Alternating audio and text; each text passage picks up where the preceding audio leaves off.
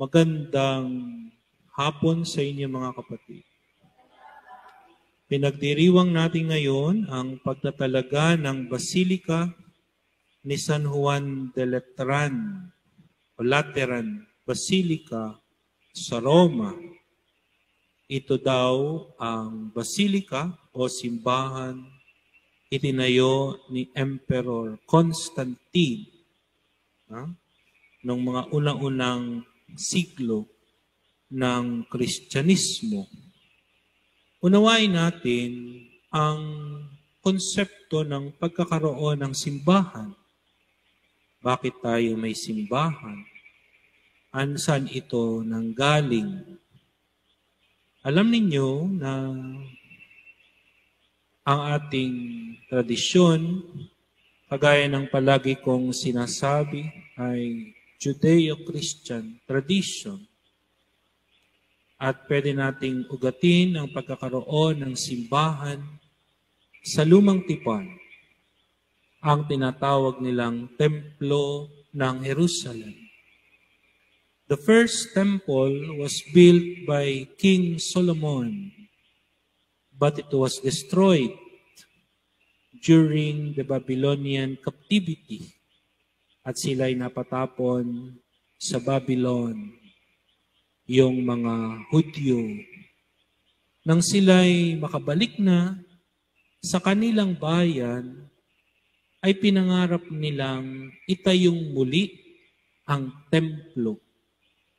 Kaya yung tinutukoy na templo sa ating ebanghelyo na sinasabi nilang itinayo nila sa loob ng 46 na taon ay yung pangalawang templo na.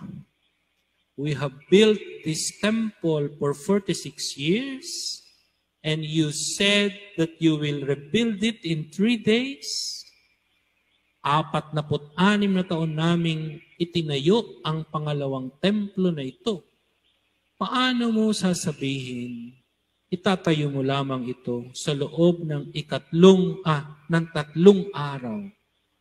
Hindi bagat sa isang bahagi ng banal na kasulatan ay minamasdan nila ang templo at ang mga kangahangang bagay na inilagay nila doon.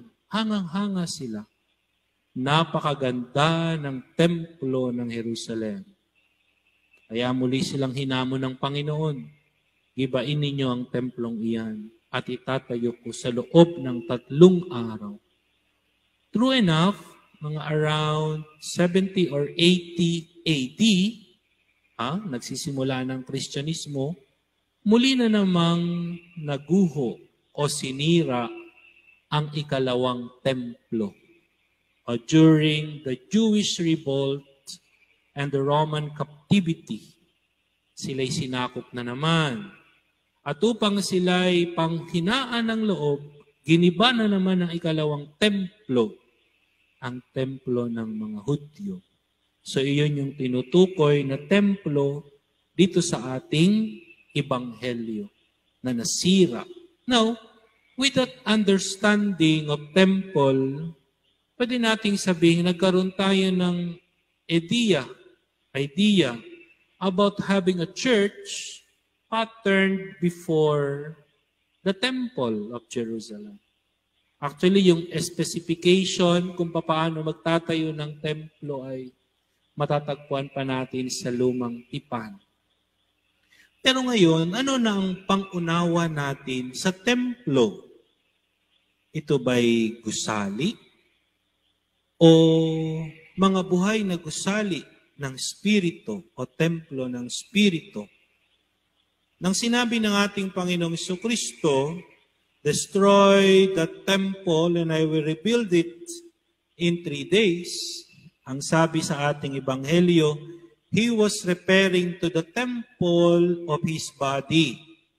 Ang ibig sabihin, ang tinutukoy niya ang templo ng kanyang katawan na pagkatapos na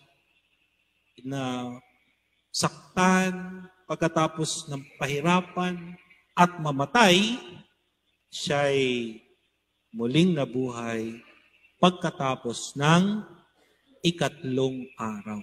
Sa makatwid, hindi natin pwedeng limitahan ang pangunawa sa templo bilang gusali o establishmento. Pwede nating sabihin, itong Father, simbahan ng Real, templo. Tama yun. Pero hindi lamang nalilimitahan ang templo ng Diyos sa gusali o istruktura. Pag pinag-usapan pa natin ang templo, meron pa tayong tinutukoy na isang templo maliban sa gusali o istruktura. Ano ang templo ng Diyos? Sino ang templo ng Diyos? Ang mga binyagan.